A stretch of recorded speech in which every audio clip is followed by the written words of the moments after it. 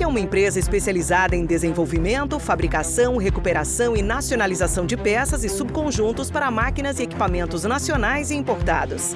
Atuamos há mais de 25 anos nos segmentos industrial e mineração, oferecendo soluções inovadoras e personalizadas como reformas completas em máquinas e equipamentos de alta complexidade, com qualidade, rapidez e redução de custos.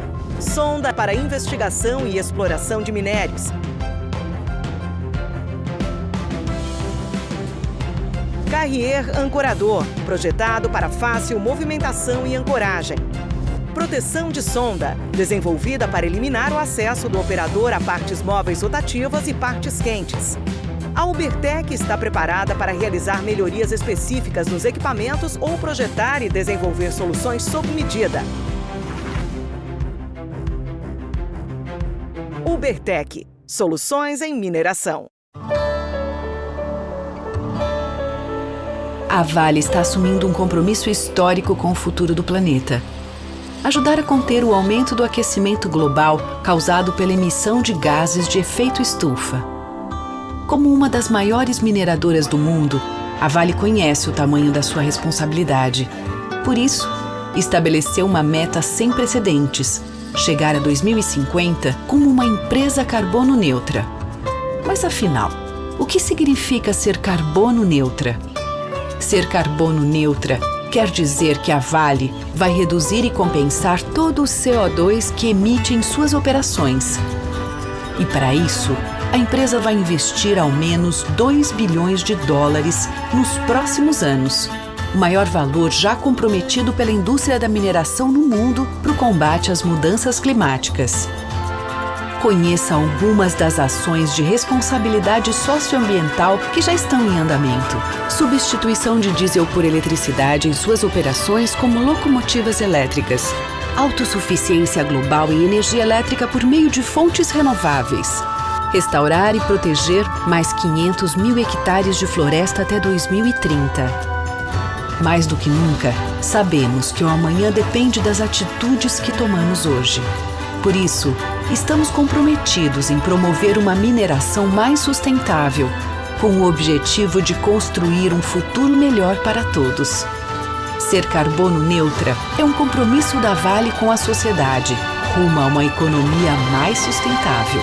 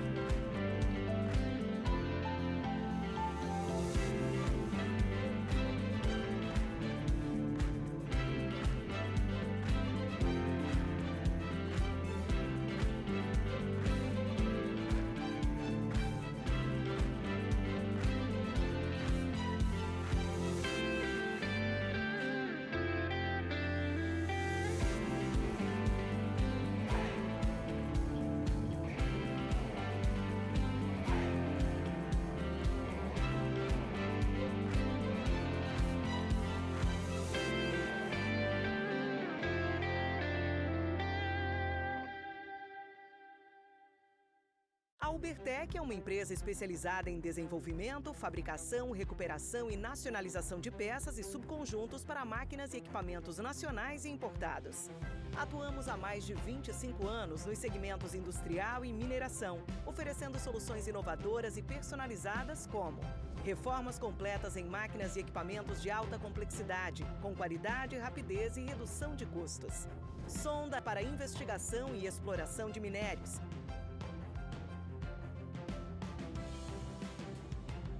Carrier ancorador, projetado para fácil movimentação e ancoragem. Proteção de sonda, desenvolvida para eliminar o acesso do operador a partes móveis rotativas e partes quentes. A Ubertec está preparada para realizar melhorias específicas nos equipamentos ou projetar e desenvolver soluções sob medida. Ubertec, soluções em mineração. A Vale está assumindo um compromisso histórico com o futuro do planeta. Ajudar a conter o aumento do aquecimento global causado pela emissão de gases de efeito estufa. Como uma das maiores mineradoras do mundo, a Vale conhece o tamanho da sua responsabilidade. Por isso, estabeleceu uma meta sem precedentes: chegar a 2050 como uma empresa carbono neutra. Mas afinal, o que significa ser carbono neutra? Ser carbono neutra quer dizer que a Vale vai reduzir e compensar todo o CO2 que emite em suas operações. E para isso, a empresa vai investir ao menos 2 bilhões de dólares nos próximos anos, o maior valor já comprometido pela indústria da mineração no mundo para o combate às mudanças climáticas. Conheça algumas das ações de responsabilidade socioambiental que já estão em andamento. Substituição de diesel por eletricidade em suas operações como locomotivas elétricas. Autossuficiência global em energia elétrica por meio de fontes renováveis. Restaurar e proteger mais 500 mil hectares de floresta até 2030. Mais do que nunca, sabemos que o amanhã depende das atitudes que tomamos hoje. Por isso, estamos comprometidos em promover uma mineração mais sustentável, com o objetivo de construir um futuro melhor para todos. Ser carbono neutra é um compromisso da Vale com a sociedade, rumo a uma economia mais sustentável.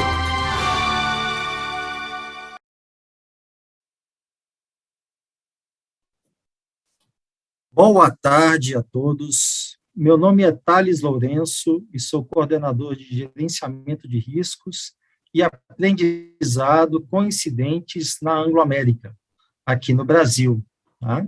Estou hoje aqui com vocês porque venho trazer, aqui no evento do Exposibram, 2 temas extremamente importantes dentro da mineração: segurança e inovação. Para que se tenha segurança, um recurso importantíssimo é o conhecimento, pois, através do conhecimento, as áreas operacionais terão um olhar apurado e técnico para analisar riscos e tomarem decisões certas para que tenhamos um ambiente de trabalho seguro e estável. Tá? Não basta somente termos recursos com base na nossa experiência. Precisamos de práticas e ferramentas adequadas para poder, de certa forma, nos auxiliar na tomada de decisão. O evento de hoje, gamificação, a parte da gamificação, engajamento e cultura de segurança, através da inovação, busca levar o conhecimento de uma maneira prática, né, interativa, eficaz e divertida nos nossos ambientes de trabalho. Para isso, nós trouxemos uma pessoa bem experiente no assunto, Felipe Villa. Prazer em estar com você aqui, que na verdade é um dos proprietários da Vila dos Games, que vai falar um pouquinho para a gente sobre como funciona esse processo de gamificação dentro desses projetos que vêm acontecendo no mercado e as suas tendências. Felipe, boa tarde, seja bem-vindo. Fique à vontade. Boa tarde, Thales. Obrigado pela recepção, pela honra de estar aqui dentro desse evento incrível de vocês. Espero que hoje a gente possa trocar muitos conhecimentos e ajudar as pessoas a entenderem como que as inovações em aprendizagem podem contribuir com a cultura de segurança. É um prazer aqui fazer esse bate-bola contigo e já convido todo mundo aí também a interagir com a gente no chat, fazendo perguntas, e para não ser uma palestra chatona, porque uma das premissas é de que se não for divertido, não é jogo, certo? Excelente. Vim até aqui com a camiseta da Juliana Bley. Cuidar é um trato nosso, que, enfim, a gente é super parceiraço e Gosto muito desse conceito do cuidado genuíno, né, e da cultura de segurança para além da segurança de processo e para além dos procedimentos, mas entendida como algo ligado a fatores humanos e de como que a gente pode, de fato, não só gerar aprendizagem, mas também comprometimento, engajamento com aquilo que importa, né, que é cuidar da saúde, da vida, né, através, claro, dos processos. Então, acho que a gamificação tem muito a contribuir com esse cenário. Bom, já posso começar aqui a compartilhar minha apresentação, então? Acho que sim, né? Já estou me vendo a minha carinha ali, então acho que é a minha deixa. Ah, ó, tem um pessoal que já cumprimentou aí no chat. Bom, pessoal, só para checar se apareceu ali, beleza, estou me vendo também. Uma apresentação rápida, assim, essas coisas, né, que acontecem nas nossas carreiras, né? Eu sou arquiteto de formação, não venho nem da área de engenharia e nem da área de tecnologia, né? Fiz arquitetura e urbanismo na USP, mas faz 20 anos, desde que eu ainda estava no curso, que eu comecei a entrar nesse universo da aprendizagem através dos jogos. Primeiro com os jogos de tabuleiro, depois com os jogos digitais, mais recentemente com algo no meio do caminho que eu vou contar para vocês, que são os games virtuais. E nessa jornada, nessa trajetória, já rolou muita água debaixo dessa ponte. Mais de 150 projetos de games únicos e exclusivos para diferentes negócios, diferentes clientes. Não trabalho só com cultura de segurança, tendo outros mercados também. Apesar de ter muita experiência com a indústria, também trabalho bastante com hospitais e com games para soft skill, né, para desenvolver team building, para desenvolver liderança, desenvolver comunicação. Então, sou pai da Sofia e da Zazá, e estou há 20 anos brincando de aprendizagem de games. E falo com muito orgulho que isso é, sim, uma brincadeira séria, uma brincadeira divertida. Acho que há muitos anos atrás, Thales, quando eu comecei nessa história, nem tinha essa palavra gamificação, né? A gente usava serious games, meio emprestado lá dos Estados Unidos, e que eu sempre achei meio estranho, né? Jogos sérios, serious games, parece não combinar muito, né? E a gente tinha um certo preconceito que, imagina, 20 anos atrás, eu entrando na sala de um CEO falando que ele tinha que usar um jogo para gerar aprendizagem, né? Ou gerar mais engajamento com os procedimentos operacionais. Era mais difícil, então a gente tinha mais preconceito com a ideia de brincar. E hoje a gente está muito confortável, porque um monte de estudos validam essa ideia de que quando você está num espaço de conforto, num espaço onde você está à vontade com o outro para brincar, você também cria um espaço de conforto para aprender, para tirar dúvida, para expor as suas vulnerabilidades e tem um espaço mais horizontal de troca e de aprendizagem. Então, esse ambiente onde a brincadeira é possível é um ambiente de alto potencial de aprendizagem. Por isso, é um dos motivos, vou falar mais de outros motivos mais técnicos, é um dos pilares aqui da gamificação. Eu queria começar, Thales, perguntando para a galera, afinal, o que é isso? O chat está rolando, né? Eu estou curioso para saber se alguém tem alguma definição, alguém arriscaria dizer o que é gamificação. Alguém arrisca, gente, dizer o que é gamificação? Deixa eu abrir o chat aqui, ó, jogar para minha outra tela. Alguém aí, gente, arrisca dizer o que é gamificação? O pessoal tá tímido. Eu vou jogar para você então, Thales. O que é gamificação? Bem, gamificação é uma maneira, né, da gente utilizar alguns artifícios lógicos, né, para incentivar a aprendizagem, né, através de interação, né, e de uma maneira divertida da gente bolar determinadas tarefas aí e garantir que as pessoas estejam mais, eu diria que os adultos se interajam mais, né? Boa, gostei da sua definição. Vou trazer uma aqui clássica, que é de um autor que é um dos pioneiros em escrever sobre o tema, que é o Brian Burke, do Gartner Group, que define da seguinte maneira: gamificação é o uso de mecânicas de jogo e design da experiência para engajar e motivar as pessoas a atingirem as suas metas. É meio cabeçuda essa definição, cá entre nós, mas traz alguns elementos bem interessantes. Primeiro é a ideia de usar mecânicas de jogo e usar o design da experiência. Mecânica de jogo a gente pode entender que é tudo aquilo que a gente toma emprestado dos games. Por exemplo, derrota e vitória, ou cooperação, ou fazer pontos, ou avançar numa trilha, ou ter um mapa para explorar, ou para produzir, ou para conquistar. Tudo isso, quando a gente é game designer e se dedica a criar jogos, tudo isso está dentro de um repertório de mecânicas, né, de sistemas e subsistemas de jogo que caracterizam as regras de uma interação. Então, gamificação é quando você usa essas mecânicas de jogo, mas não só isso, junto com o design de uma experiência, para envolver as pessoas, engajar e motivar as pessoas com esse processo. E essa última parte eu acho uma provocação muito boa, atingirem uma meta que é importante para elas, que faz sentido para elas. Então, isso é muito legal, porque quando você propõe um jogo, uma das premissas é que é uma atividade voluntária, né? Ninguém é obrigado a jogar nada, né? Se convida e a pessoa topa, né? Então, conectar esse propósito da aprendizagem, esse propósito organizacional, com alguma coisa que é importante para os jogadores, é muito importante quando a gente pensa em gamificar alguma coisa. Mesmo que seja uma NR, né? Se você, enquanto instrutor, alguém que prepara o treinamento ou propõe a gamificação, propõe o jogo, não faz esse cara, né, essa pessoa que está lá na ponta, entender que ao aprender aquela NR ele vai estar mais pronto para cuidar de si, ou cuidar do outro, ou evitar um incidente, se ele não vê valor pessoal nisso, né, você não consegue gerar esse engajamento. Então, a gamificação também se propõe a investigar esses motivadores intrínsecos das pessoas e conectar isso em sistemas de jogo que gerem motivação e engajamento. Para que serve gamificação? Ela pode servir para muitas coisas, para aprendizagem, para sensibilização de temas, para estimular a mudança de comportamento, mas também para outras coisas, inclusive para as áreas de marketing e vendas, que é o que se convencionou chamar no mercado de advergame, de advertising game, né, de jogos de publicidade. A minha área está aqui no campo de cima, que é aprendizagem, sensibilização e mudança de comportamento. Eu vou começar trazendo um exemplo de gamificação bem fora do que eu faço, do que a indústria pode fazer, só para dizer como esse conceito é muito amplo e cabe em muitos lugares. Mas tem até a ver com segurança também. Tem um experimento de gamificação feito nos Estados Unidos que consistiu no seguinte: você colocou numa via que tinha muitas multas por excesso de velocidade, um placar que era uma loteria de velocidade. Então, todas as pessoas que passassem do limite de velocidade naquela via ganhavam uma multa, e todas essas multas iam para um bolão. E todas as pessoas que passassem nessa via abaixo do limite de velocidade automaticamente ganhavam um ticket dessa loteria no seu e-mail, a partir da fotografia da placa do carro, e concorriam a essa premiação. E esse experimento social, que durou algumas semanas, comprovou que o número de multas e, portanto, o número de multas reduziu e, portanto, o comportamento seguro nesse trecho da via aumentou.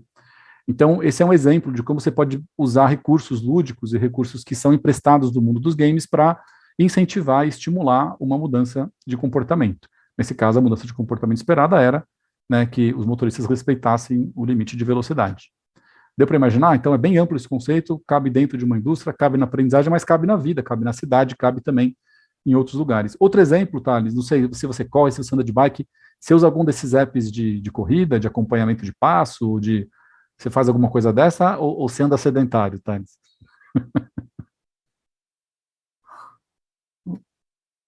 Eu ando sedentário, eu não uso nenhum desses, mas muita gente usa, né? Essas brincadeiras Eu costumo andar de bicicleta, sou uma pessoa bem ativa. Ah, legal. Então, é legal porque ele compara a sua performance com você mesmo no dia anterior, na semana anterior, compara a sua performance com pessoas da sua idade ou daquela região. Te dão um prêmio e um badge se você vence um trecho num recorde do seu próprio tempo. Então, isso é um sistema gamificado, é um sistema de incentivo para que você continue cuidando da sua saúde, continua andando de bike. Eu sou da bike também. Curto bastante andar de bike aqui pelas ladeiras do bairro. Bom, falando desse campo aqui de cima, né, a gente cai então nesse tema mais específico, que é como que a gamificação pode, a partir das ações de T&D e de capacitação dentro do universo corporativo, e aí mais especificamente dentro da indústria, como que ela pode contribuir para a aprendizagem, sensibilização e mudança de comportamento.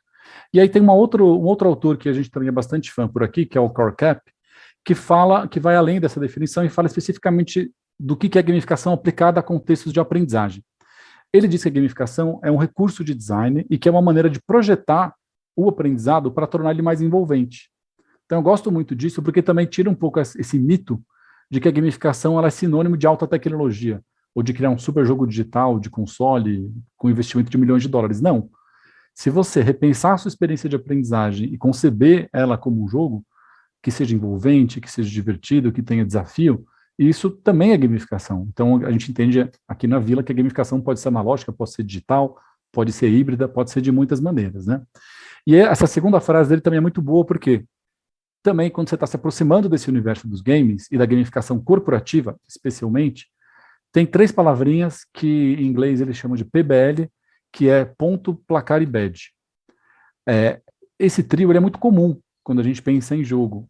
E por ser muito comum, muita gente usa isso como uma receita de gamificação e pega, por exemplo, um EAD, um treinamento online meio surrado, meio velho, bota um placar, bota um badge, bota um avatar e achou que gamificou. E a coisa continua tão chata quanto antes, ou tão pouco atrativa, tão pouco inspiradora, não tem um storytelling, não tem um desafio maior do que aquilo que já tinha antes. Quer dizer, então é muito comum usar esses recursos, o ponto, o placar e o badge, para temperar uma coisa meio sem graça. Tem outro autor que chama isso de chocolatização, que é você pegar o seu filho que não gosta de brócolis, no caso a minha filha gosta de brócolis, mas enfim, um filho que não gosta de brócolis, e mergulhar o brócolis numa calda de chocolate e entregar para o seu filho para ele comer o brócolis, né? Então, assim, de fora parece uma coisa deliciosa, mas quando ele morder, ele vai ver que continua sendo brócolis, né?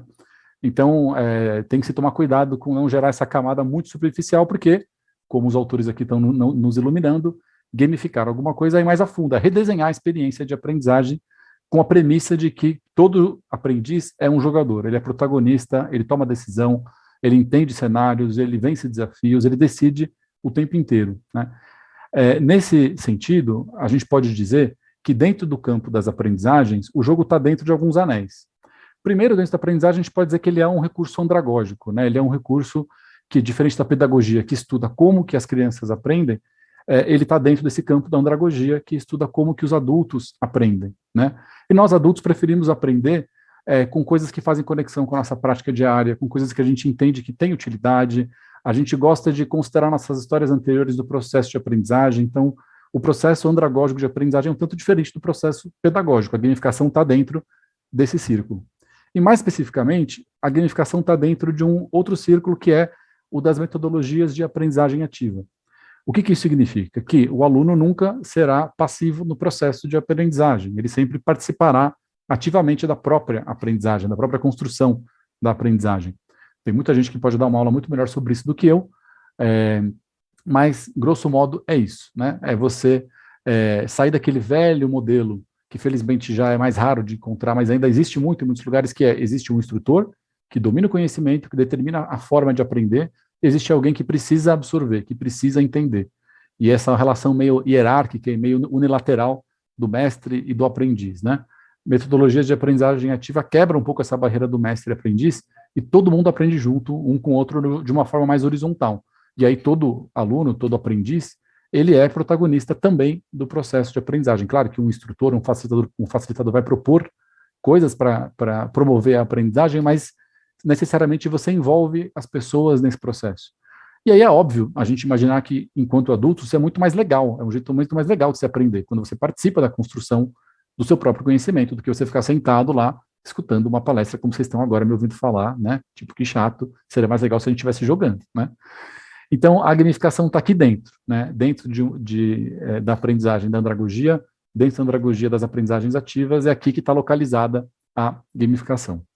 Mas menos blá blá blá e mais imagem, né? Porque imagino que as pessoas queriam ver coisas coloridas aqui hoje, então vamos para alguns exemplos para mostrar um pouco o que isso pode ser, né? Também começando por outras áreas, por exemplo, que tal um jogo que simula o esgotamento dos recursos naturais do planeta Terra para levar para comunidades e conscientizar sobre a preservação do ar, da nossa biodiversidade, da água. Isso aqui foi um jogo feito em parceria com a PUC, aqui em São Paulo, e que foi batizado de Planetarium para levar essa experiência para comunidades e para escolas, né? Reflexões sobre cuidado com o planeta. Então, é uma coisa importante, é uma coisa que a gente quer ver movimento, e por que não convidar as pessoas para entender isso na prática jogando? Então, cada família, cada equipe assume uma família, e cada família tem hábitos de consumo que pode escolher mudar, e isso impacta no planeta visualmente, diretamente, a cada rodada. Tem um desafio aí no jogo de conseguir, até o fim do jogo, impedir que o planeta exploda, né? Que os recursos naturais acabem e que você consiga ter uma taxa de renovação sustentável. Então, é um exemplo aí de como que a gamificação aplicada à aprendizagem pode ser uma ferramenta poderosa. Já mergulhando na indústria, a gente trouxe aqui um exemplo de um jogo que a gente fez para Owens, Illinois, uma indústria de vidros, imagino que vocês conheçam, mas é a maior produtora de vasilhames de vidro do mundo, né? E é um jogo para a área de fabricação, para uma das áreas mais perigosas da fábrica, que era a de moldagem das garrafas de vidro, onde é uma coisa meio Mad Max, né? Você tem gotas de vidro incandescente caindo do teto nas máquinas e soprando, né? É uma coisa que é muito perigosa, né? Então, esse é um jogo que os operadores desse lugar vão conseguir entender os riscos e entender como atuar diante desses riscos jogando, na prática, né, de um jogo que tem personagens, que você percorre a fábrica e assim por diante. Bom, tem muita coisa aqui para mostrar, eu vou passar rapidamente em mais algumas coisinhas, para a gente também não perder muito tempo. Jogos servem para muitas coisas. A gente pode falar desde um jogo como aquele, que é um jogo para falar de um ponto específico de segurança, de um setor, de uma unidade produtiva. Então, a gente faz muito jogo desse. Então, você pode pensar nas MRs ou pensar no tema do uso de uma máquina, como é que você usa esse game para simular, para prever risco, etc. A gente pode pensar em jogos mais abrangentes, por exemplo, a gente fez muito jogo de integração aqui, tanto para a indústria quanto para o mercado hospitalar, como é o caso desse. Depois da fusão da Redditor São Luís, o jogo de integração deles foi a gente que fez. Então, dar uma visão sistêmica do negócio, entender onde é que você está entrando na cadeia de valor daquele hospital, daquela produção, qual que é o seu papel para gerar valor para esse negócio, quais são as pessoas que dependem do seu trabalho, quais são as pessoas com quem você vai se relacionar nesse processo de produzir isso que a gente precisa produzir junto, nesse caso é saúde, mas pode ser qualquer coisa, né?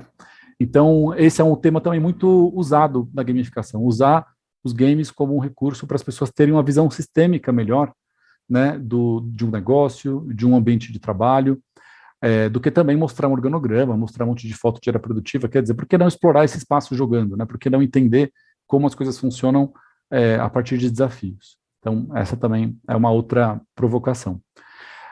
A gente fez muitos games para outras áreas também, não necessariamente ligadas à saúde e segurança, e acho legal para ampliar o repertório de vocês do potencial da ferramenta, né?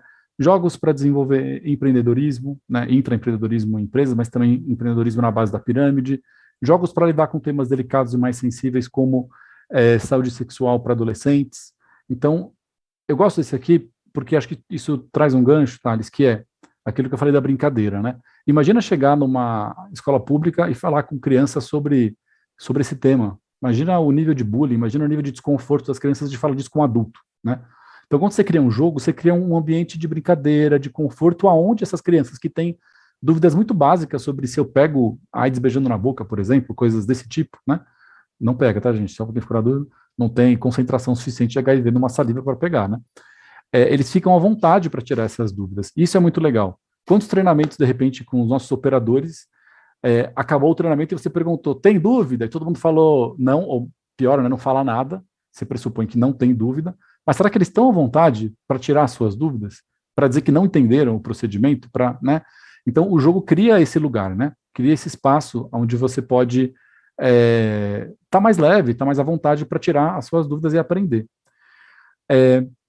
Uma outra coisa que eu acho legal aqui nesse finalzinho compartilhar é o seguinte, a gente tem uma diferenciação no mercado, acho que é para quem vai pensar em projetos e em criar experiências de treinamento, né, nesse universo, que é o seguinte, lá nos Estados Unidos tem uma palavra diferente do que a gente usa aqui. Lá eles usam duas palavras, gamification e uma outra coisa que eles chamam de learning game, de jogos de aprendizagem.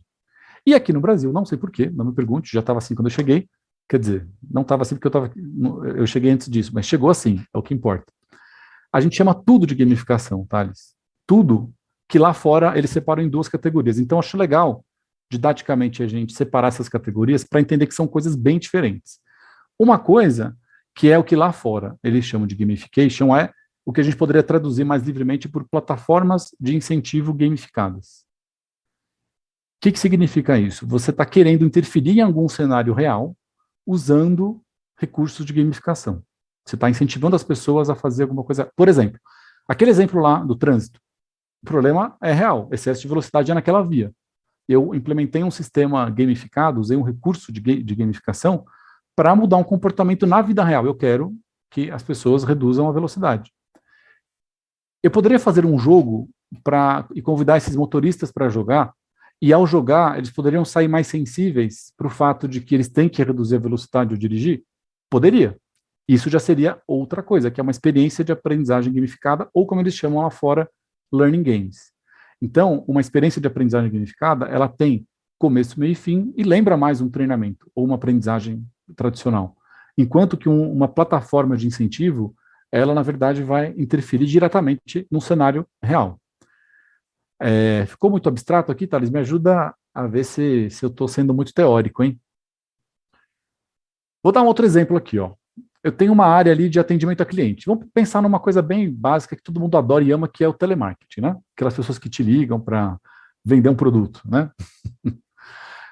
Eu posso gamificar as métricas dessa central de atendimento. Eu posso criar um sistema plugado lá no sistema dos operadores e operadoras, que as metas, o tempo de atendimento, o número de vendas que ele efetivou, de pacotes de planos de celular que ele vendeu, tudo isso está metrificado, gerando score, gerando ponto, gerando placar, gerando premiação. Se eu fizer isso, eu estou do lado esquerdo, que quer criar plataforma de incentivo gamificada. Se eu tirar esses operadores da sala, levar para um espaço de treinamento presencial, ou der links de um jogo digital e pedir para que essas pessoas joguem um negócio fora do ambiente de trabalho, não importa se o jogo é digital ou presencial, né? Se eu pedir para elas pararem de trabalhar e jogarem, e com isso aprenderem melhores técnicas de venda, melhores técnicas de como convencer os clientes, né? Aprender sobre comunicação não violenta, aprender como contornar objeções, e depois voltarem para o trabalho, aí eu estou desse lado direito, que é a experiência de aprendizagem gamificada. Então, essa é a diferença. E por que eu estou dizendo isso? Porque quando a gente vai para a área da indústria e pensa nos trâmites obrigatórios e pensa na cultura de segurança, a gente pode estar falando das duas coisas, tá? Então, muitas indústrias usam, em diferentes níveis de sofisticação, os cartõezinhos para você, os verdes e vermelhos, enfim, para você poder, durante a operação, durante as atividades, poder sinalizar para as pessoas que elas estão correndo risco, né? Ou sinalizar para as pessoas que elas estão de parabéns por cumprir um procedimento de segurança que é crítico. Esse sistema dos cartões, ele é um sistema de gamificação de plataforma de incentivo. Você está criando ali um sistema de jogo para, enquanto a atividade acontece, incentivar as pessoas a fazer essa atividade com mais segurança, né? Então, esse é um exemplo aí mais do chão da produção, né, da ponta, que talvez mais gente aqui se familiarize. Mas eu vou além aqui falando de uma outra coisa. Quando a gente fala do lado direito, e fala do treinamento, e fala da experiência de aprendizagem gamificada, a gamificação pode assumir muitos formatos. E acho que é legal contar para vocês, como o Carl Cap nos ensinou há pouco, que a gamificação ela não depende de tecnologia para funcionar, ela pode ser também analógica. A gente divide aqui, para os nossos projetos, para os nossos clientes, para dar palestra, nessas três categorias, que é o presencial, o virtual e o digital. Já adianto para vocês que muita gente no mercado não diferencia o virtual do digital e botar tudo junto. Mas acho que tem diferenças importantes e eu queria compartilhar com vocês, porque isso também, pensando em aplicabilidade, ajuda a entender o potencial da ferramenta.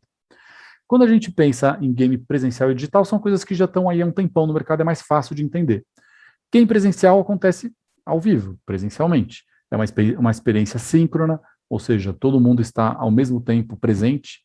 É uma experiência coletiva, por quê? Porque não é individual, tem troca entre as pessoas, tem diálogo, tem tomada de decisão conjunta, às vezes. Pode ser competitivo, pode ser cooperativo, mas tem outros participantes, é uma experiência coletiva. Games presenciais, na maior parte das vezes, quando a gente pensa em treinamento, ele é uma experiência facilitada. Para quem não está acostumado com esse termo, facilitador ou facilitadora é como a gente chama a pessoa que media a experiência, que conduz a experiência com os jogadores. Eu não uso instrutor, porque se a gente está falando de uma experiência participativa e que não é hierarquizada, eu sou dono do conhecimento e você senta aí e aprende, essa figura do instrutor não faz muito sentido. Então a gente gosta de usar o termo facilitador de aprendizagem ou facilitador de games, porque o principal papel dessa pessoa é facilitar a experiência de aprendizagem dos outros, porque quem aprende são os outros, não somos nós que ensinamos, né? Nesse conceito andragógico. Então, o facilitador é uma figura, é uma pessoa que conduz essa experiência e garante que as pessoas se envolvam na aprendizagem. E um game presencial, obviamente, tem tecnologia, mas é uma tecnologia baixa, né? Não exige, pode até ter programação, tem jogos presenciais que a gente cria painéis digitais, cria painéis de cálculo que tem programação, mas é uma tecnologia mais baixa. Do outro lado, jogo digital. Aí a gente está falando de você baixar um app, de você entrar no desktop, de você ter um programa, ter um software. Então, diferente do presencial, que é síncrono, o game digital tem essa possibilidade de ser assíncrono, ou seja, distribuir um link e todo mundo na sua organização vai jogar ao mesmo tempo ou em tempos diferentes, e não importa. É a relação de cada jogador com o jogo, com o sistema que importa. Você não precisa, né, ter essa interação, essa troca entre as pessoas. Portanto, é uma experiência mais individual, não requer facilitação, por outro lado, requer um alto investimento em tecnologia. É uma experiência mais complexa de botar de pé. Bom, esses dois universos, tá, eles acho que já estavam bem estabelecidos na aprendizagem corporativa antes da pandemia. Ou eu tenho, os clientes chegavam e falavam, eu quero um jogo presencial, eu quero um jogo digital. Ou chegavam na dúvida, a gente ajudava a escolher, né? Putz, eu quero um jogo digital. Ah, mas eu tenho os operadores numa mina no interior que não tem internet, que eles não têm dispositivos móveis. Bom, então, você quer um jogo digital como? A gente vai instalar, vai levar os tablets para lá, a gente vai criar totem, a gente vai garantir a conexão, a gente vai fazer uma instalação local. Ah, putz, não, acho que é meio complicado, então vamos para o presencial, né? Quer dizer, para você, cada um dos lados exige requisitos, né? Então, para um jogo presencial, você precisa ter espaço e gente. Se você não tem espaço e gente, não rola. E do lado direito, o digital, se você não tem hardware e conexão, também é muito difícil que a experiência aconteça, né? Você precisa ter os dispositivos para acessar a experiência no universo digital. Então, claro, em cada contexto a gente aplica um formato, né, de gamificação diferente. Mas na pandemia, cresceu muito para a gente aqui, acho que é legal compartilhar com vocês, um caminho do meio que a gente tem chamado de games virtuais. Imagina o seguinte, estamos aqui, juntos, nesse congresso, e eu disponibilizo um link para vocês e a gente começa a jogar juntos, cada um na sua casa, cada um na sua empresa, mas todos conectados virtualmente e jogando juntos, usando alguma plataforma de jogo que a gente crie para isso, para esse projeto. Isso é o que a gente está chamando de virtual. Então, ele é um pouco meio do caminho, porque ele acontece através de plataformas digitais, só que, como o jogo presencial, ele também é síncrono, coletivo e facilitado. Então, você consegue, enquanto facilitador, ler melhor o grupo, consegue fazer provocações, consegue entender melhor em que ponto cada um está em relação à aprendizagem daqueles temas. Então, esse meio do caminho, que é o game virtual, tem crescido muito por causa da questão do distanciamento no início da pandemia, e hoje é uma solução de praxe que a gente oferece para as empresas, porque uma empresa que está geograficamente dispersa em muitos lugares pode ter vantagem em fazer isso ao invés de um jogo presencial, né? E em relação a um jogo digital, um game virtual tem um investimento muito mais baixo também, porque você precisa ter uma tecnologia também de desenvolvimento, mas uma tecnologia média, uma tecnologia intermediária. Você não precisa ter uma tecnologia tão sofisticada quanto para fazer um jogo digital, porque, claro, nessa experiência facilitada, o facilitador, o instrutor, ele tem as regras na sua mão, ele tem o poder da mediação, ele consegue fazer coisas ele mesmo. No digital, não tem. Ou o programa faz tudo, ou dá bug, dá pau, a coisa cai e ninguém joga, né? Então o sistema tem que ser muito mais autônomo, tem que funcionar sozinho, do começo ao fim, e garantir a experiência a ele mesmo, né? Bom, exemplos então desses três formatos. Começo aqui com um game que acho que tem a ver com o tema aqui da cultura de segurança, que é um game que a gente fez para a Braskem, sobre confiabilidade humana. Imagino que seja um tema também que vocês discutam bastante aí na indústria, né, de mineração. E aí, qual que era o projeto? Um grupo de trabalho internacional com sede nos Estados Unidos, mas que tinha contatos no México e no Brasil, construíram o book de confiabilidade humana da Braskem. E precisavam comunicar isso para toda a organização, no México, nos Estados Unidos, no Brasil e na Alemanha. Como a gente decidiu fazer isso? Criando uma série de pequenos vídeos que introduziam os conceitos e criando dois jogos. Um jogo digital, que era distribuído para todo mundo jogar junto e se desafiar entre países. Então, todo mundo, do dia para a noite, estava jogando esse jogo baixado no seu celular em qualquer lugar do planeta. E, ao mesmo tempo, entendendo que esse jogo digital entregaria um nivelamento de conhecimento, mas não seria capaz de aprofundar algumas questões, a gente também criou um jogo menor, um jogo de cartas, um card game, e entregou para todas as lideranças da Braskem, para que eles pudessem, cada liderança, com o seu grupo, com a sua operação, aprofundar os temas da confiabilidade humana conforme a necessidade de cada encontro. E esse jogo, que estava nas mãos dos líderes, tinha 5 modos de jogo diferentes. Modos de jogo mais rápido, mais simples, para tratar coisas pontuais, e modos de jogo mais sofisticados e mais complexos, para permitir um aprofundamento de diálogos. Então, isso é um bom exemplo do que um presencial pode fazer e do que um digital pode fazer. Vantagem do digital, todo mundo jogando ao mesmo tempo, rapidamente. Se você tem uma organização com muita gente dispersa, digital é uma ótima solução. Por outro lado, o presencial aqui cumpre uma outra função também nobre, também importante, que é gerar diálogo e gerar aprendizagem coletiva, olhando todo mundo junto para aquele tema, aprofundando essa aprendizagem, aprofundando as reflexões, aqui no caso sobre confiabilidade humana. Deu para imaginar um pouco como que essas coisas podem se combinar? E aí, gente, depende muito do contexto e muito do projeto. É muito comum fazer isso aqui, combinar duas coisas, né? Então, vamos começar com uma coisa presencial e depois digital, ou não, vamos fazer tudo digital. Pensar no formato, é normal que a gente, enfim, acabe dando essa consultoria para os clientes, porque é complexo, né? Depende de muitas variáveis, mas tudo isso são possibilidades de aprender e de gerar engajamento através dos jogos, né? O jogo virtual, então mostrei aqui um exemplo de presencial, no formato de cartas, e um exemplo de digital. Queria mostrar aqui um exemplo de virtual. Um jogo virtual, ele acontece numa plataforma virtual. Então, essa daqui é uma plataforma 3D de um jogo virtual que tem uma mesa de jogo montada, tem dado para rolar, tem fichinhas para colocar, tem coisas para fazer nessa mesa, só que eu não preciso estar ao vivo para fazer isso. Então, esse aqui é um jogo sobre um outro tema, que é transformação digital, e que está disponível na versão presencial e na versão digital. Então, dá para jogar junto, ao vivo, e dá para jogar à distância nesse modo virtual. E o jogo é exatamente o mesmo, você consegue ter o mesmo tipo de interação, de mecânica, de regra de aprendizagem, né, usando esses dois formatos. O jogo digital, né, aqui eu estou pegando um jogo digital entregue recentemente para o Hospital Albert Einstein. Aqui o tema era higienização das mãos, né? Tem um storytelling de uma nova pandemia que está dominando o planeta e a gente precisa percorrer o planeta para garantir que todo mundo está fazendo os procedimentos corretos de higienização das mãos e reduzindo a chance desse novo vírus se alastrar. Então, isso aqui é um jogo tipicamente digital. É uma experiência single player, uma experiência que cada um se conecta ou pelo celular ou pelo desktop, direto com a plataforma. Ele tem ranking, ele tem pontuação, ele tem a possibilidade de formar times, você consegue interagir com algumas pessoas dentro do sistema de jogo, desafiando as pessoas ou doando combustível para que elas possam continuar circulando por esse mapa de jogo. Então, tem também camadas de cooperação, além da competição entre equipes e de ranking que o jogo promove. E é um jogo tipicamente digital, né? Então, só para visualizar um pouco a diferença entre um e outro. Um outro jogo virtual, aí já falando desse outro modo, que é uma mesa de jogo virtual e que permite, né, jogos à distância, esse aqui é um exemplo também ligado à área da saúde, que é um jogo sobre meta de segurança do paciente. Então, dá para ter um tabuleiro virtual e todo mundo se conectar e aprender jogando. Por último, que eu estou vendo aqui o meu tempo, está acabando, eu queria falar uma última coisa, Thales, que é por que os games engajam. Tem muitos motivos, mas acho que tem uma análise que é legal compartilhar.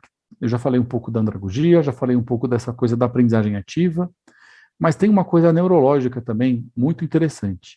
Quando a gente estuda a nossa constituição cerebral humana, a gente tem algumas camadas do cérebro que a gente herdou dos nossos ancestrais evolutivos. Então, na base da cabeça aqui a gente tem o cérebro reptiliano, que os répteis só têm isso.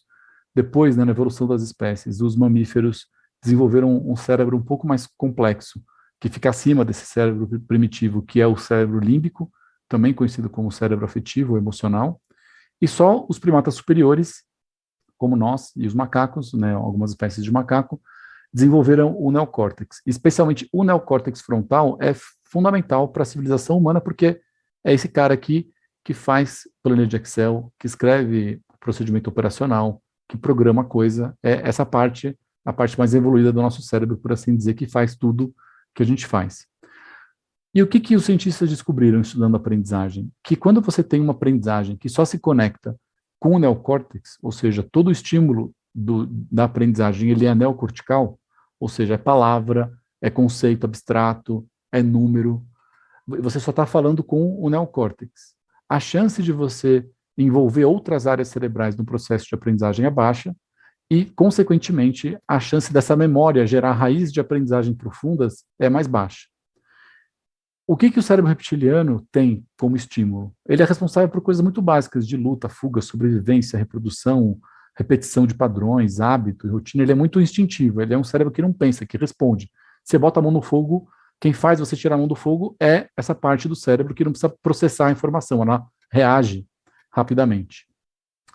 Depois disso, o cérebro límbico, né, ele é responsável por emoção, sentimento, conexão social, porque os mamíferos, diferente de uma tartaruga, né, que bota 100 ovos e vaza, porque desses 100 ovos sobrarem 5, tá ótimo, tá show. O mamífero não bota tantos filhotes no mundo, né? Ele precisa ter um cuidado maior, ele precisa ter essa coisa do bando, da família, do cuidado com a prole, né? Por isso que eles desenvolveram essa camada de afetividade, né? Essa camada límbica. E por último, né, os primatas superiores são os únicos que conseguem entender símbolo, fazer análise e projeção, pensar em estratégia. Quando a gente cria uma experiência de aprendizagem, que a gente poderia, por exemplo, chamar de jogo, e nessa experiência de aprendizagem imersiva, você tem estímulos de várias naturezas. Por exemplo, num jogo, eu posso ter estímulos para o cérebro reptiliano, que são movimentação, pressão de tempo, surpresa, esse senso de urgência, de sobrevivência. Né? Eu posso ter também a parte afetiva, que é, poxa, uma história inspiradora, um storytelling, um desafio épico, a possibilidade que o jogo dá de olho no olho, de conversa, isso tudo ativa, né, camadas afetivas. E claro, num jogo tem regra, tem estratégia, tem hipótese, tem aprendizado. Quando você combina tudo isso numa experiência de aprendizagem, percebe que a gente está estimulando muito mais partes do cérebro do que se a gente só estivesse falando com o neocórtex. Então, nesse contexto, os estudos indicam que a memória de longo prazo tem mais chance de ser gerada. Então, quando a gente pensa em treinamento, em capacitação, em cultura de segurança, uma das coisas que a gente mais quer é que as pessoas não saiam pela porta e tenha aquele imã de conhecimento, naquele portal que suga o conhecimento, porque parece que na sala está todo mundo aprendendo tudo, e saiu da sala, todo mundo esqueceu, né? O que a gente quer é reter essa informação para a prática, é mudar comportamento na prática, né? E quando a gente cria experiências de aprendizagem mais imersivas, que envolvem mais partes do cérebro, a gente tem maior chance de gerar essa mudança de comportamento, porque a gente tem maior chance de gerar essa memória de longo prazo. Com isso, encerro minha fala, convido vocês a seguir a Vila dos Games lá nas nossas redes, tem o Linktree ali, depois eu coloquei no chat, que é da Vila dos Games, mas a gente está lá principalmente no Instagram e no LinkedIn, e sempre publicando coisas e conteúdo sobre gamificação, projetos, provocações. A gente faz muitos eventos abertos também. Vocês podem se inscrever para conhecer os jogos, né, eventos gratuitos que a gente faz para mostrar esses tipos de experiência, porque é isso, para isso que estamos no mundo, para ampliar as possibilidades das pessoas no campo da aprendizagem ativa. Falei para burro, né, Thales? Vou até tomar uma água aqui, ó. Felipe, vou usar um linguajar gamer do meu sobrinho. Eu upei hoje aqui sobre o conhecimento sobre gamificação. Confesso que foi uma experiência prazerosa, principalmente entender os tipos de gamificação. Acho que a sua apresentação foi muito feliz nesse sentido, de dividir os tipos primeiro, né, obviamente, as linhas de gamificação e, obviamente, as opções que o mercado oferece. Então, foi fantástico. E temos uma pergunta bem interessante de um colega nosso, que é o Bruno Santa Rita. O Bruno fez uma pergunta para a gente sobre como é a relação da gamificação com a mineração. Há exemplos que podemos expressar, ou, nesse caso, aí, expressar melhora por números? Por números, boa. Eu acho que, sim, a gente tem exemplos aqui em muitas áreas distintas, né? Eu acho que cada negócio tem a sua especificidade, mas eu acho que tem muitas dores que são muito semelhantes, né? E eu que navego por várias indústrias, consigo ver essa similaridade. Na questão da cultura de segurança, eu acho que a gente tem coisas muito similares, como, por exemplo, a necessidade de reciclar os procedimentos. É como que uma cultura de liderança focada em produção pode comprometer a cultura de segurança. Ou a descida lá da curva de Bradley, de como que você vai fazendo com que um grupo de pessoas amadureça, né, o seu comprometimento com o próprio cuidado coletivo, né, e com os procedimentos. Então, realmente é impressionante como que em indústrias completamente diferentes os problemas são muito parecidos, né? E claro, o que muda quando a gente vai pensar no game é assim, tá, então aqui o cenário do jogo vai ser esse, aqui o desafio do jogo vai ser esse, mas a arquitetura da solução não muda tanto, né? Porque o que a gente quer provocar de aprendizagem e sensibilização são drives muito parecidos, né? E aí, o que é o cuidado que a gente tem em qualquer jogo, né? Uma das coisas que gera aderência no jogador, que faz ele falar, pô, que legal, eu quero jogar isso, é você se aproximar do universo dele. Então, é claro que é muito mais legal uma pessoa que está na área de mineração jogar um jogo que se passa dentro de uma mina, e não um jogo que se passa, né, dentro de uma fábrica de rosquinha, certo? Então, você contextualizar a aprendizagem, né, no desenho do mapa de jogo, na criação das situações que tem a ver com aquele negócio, com aquela operação, é fundamental, né? e faz parte do processo de qualquer projeto que a gente faça, né, o que vocês poderiam fazer, essa investigação do público, de quem ele é, que tipo de referências ele tem de jogo, de vida, que tipo de coisa ele gostaria de jogar, né, e como é que você vai criar objetos de aprendizagem com cara de jogo que vão ter fit, que vão ter match, que vão fazer ele, de fato, gostar de participar, né. Então, conhecer esse universo mais de perto também é importante. Sobre as métricas, tem, sim, muitos estudos, em sua maior parte qualitativos e em menor parte quantitativos, para metrificar o impacto de uma aprendizagem gamificada. O nosso desafio aqui, enquanto parceiros dos clientes que desenvolvem essas soluções com a gente, é que é muito difícil isolar as variáveis. Vou me explicar. Que cliente que contrata um jogo, que investe uma grana para fazer um jogo, e que vai topar ter um grupo controle que não jogou para comparar se esses caras estão com uma performance melhor ou pior em relação ao item de segurança? É muito pouco provável que uma empresa tenha vontade de fazer isso. Ela investe para desenvolver uma solução de gamificação e ela quer que todo mundo passe por isso. E como essa ação nunca está isolada, quando a gente pensa em cultura de segurança, tem um monte de outras ações, né, concomitantes, é difícil isolar essa variável tecnicamente, tá? O quanto que o jogo contribuiu especificamente nesse contexto. Então, sim, a gente tem uma percepção real do como isso transforma, e depoimentos de muitos clientes que podem comprovar isso, e outros estudos lá fora, mais estruturados, que conseguem trazer isso em números, né? Mas confesso que na prática do dia a dia a gente tem esse desafio, como que um cliente que investe nisso e aplica uma gamificação consegue isolar essas variáveis, né? Olha, eu posso dizer que eles voltam e querem fazer outros jogos, então isso deve ser algum indicador de que o treco está funcionando, né? Enfim, brincadeiras à parte, acho que é importante medir, dá para mensurar, mas dependendo do projeto pode ser muito complexo. Então, isso é legal também, essa pergunta. O desenho da mensuração, como todo projeto, né, tem que fazer parte do desenho do projeto. Lá no início do processo de criação do game, você tem que saber que métrica que você quer. E claro que é muito mais fácil fazer isso com game digital, né? Então, se você tem um game digital com fases e você tem todo o conteúdo tagueado por tema, você consegue no final, com a base de dados, entender onde que a pessoa pontuou mais ou pontuou menos, ou se ela comparativamente da primeira fase em relação à última, teve um aumento de performance e um ganho de conhecimento. Então, claro, no digital é muito mais fácil mensurar e a própria plataforma pode registrar esses dados para a gente, né? E provar, por assim dizer, que ao longo dessa jornada de jogo você gerou aprendizagem. Excelente, Felipe. Nós estamos com uma limitação de tempo, Felipe. Tem mais algumas perguntinhas aqui que a gente pode responder pelo chat. Eu gostaria de te agradecer muito pela palestra tão instrutiva, tão divertida e didática sobre a gamificação. Eu acho que foi uma oportunidade excelente da indústria ver um pouco como a gamificação ela pode sim contribuir, né, para que a gente tenha mais engajamento, gere mais conhecimento e, sem sombra de dúvida, aí, colabore para a cultura de segurança. Sem sombra de dúvidas, aí, a Vila dos Games vem fazer um trabalho excelente e será alvo aí de interesse aí da equipe da mineração, tá? E agradeço a todos aí pela participação no evento e continue seguindo o Expose Branco. Um abraço a todos. Obrigado pelo convite, obrigado por estar com vocês. Um abraço, pessoal.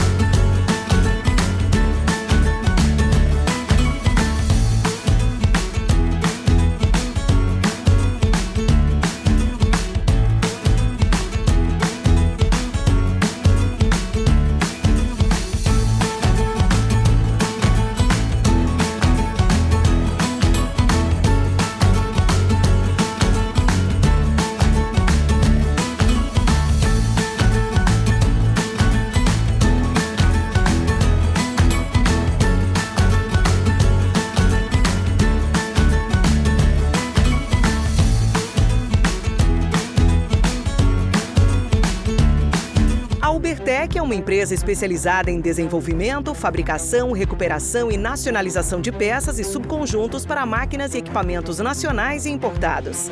Atuamos há mais de 25 anos nos segmentos industrial e mineração, oferecendo soluções inovadoras e personalizadas como reformas completas em máquinas e equipamentos de alta complexidade, com qualidade, rapidez e redução de custos. Sonda para investigação e exploração de minérios. Carrier ancorador, projetado para fácil movimentação e ancoragem. Proteção de sonda, desenvolvida para eliminar o acesso do operador a partes móveis rotativas e partes quentes. A Ubertec está preparada para realizar melhorias específicas nos equipamentos ou projetar e desenvolver soluções sob medida. Ubertec, soluções em mineração. A Vale está assumindo um compromisso histórico com o futuro do planeta. Ajudar a conter o aumento do aquecimento global causado pela emissão de gases de efeito estufa. Como uma das maiores mineradoras do mundo, a Vale conhece o tamanho da sua responsabilidade. Por isso, estabeleceu uma meta sem precedentes: chegar a 2050 como uma empresa carbono neutra. Mas afinal, o que significa ser carbono neutra? Ser carbono neutra quer dizer que a Vale vai reduzir e compensar todo o CO2 que emite em suas operações. E para isso, a empresa vai investir ao menos $2 bilhões nos próximos anos, o maior valor já comprometido pela indústria da mineração no mundo para o combate às mudanças climáticas. Conheça algumas das ações de responsabilidade socioambiental que já estão em andamento. Substituição de diesel por eletricidade em suas operações como locomotivas elétricas. Autossuficiência global em energia elétrica por meio de fontes renováveis. Restaurar e proteger mais 500 mil hectares de floresta até 2030. Mais do que nunca, sabemos que o amanhã depende das atitudes que tomamos hoje. Por isso, estamos comprometidos em promover uma mineração mais sustentável, com o objetivo de construir um futuro melhor para todos. Ser carbono neutra é um compromisso da Vale com a sociedade, rumo a uma economia mais sustentável.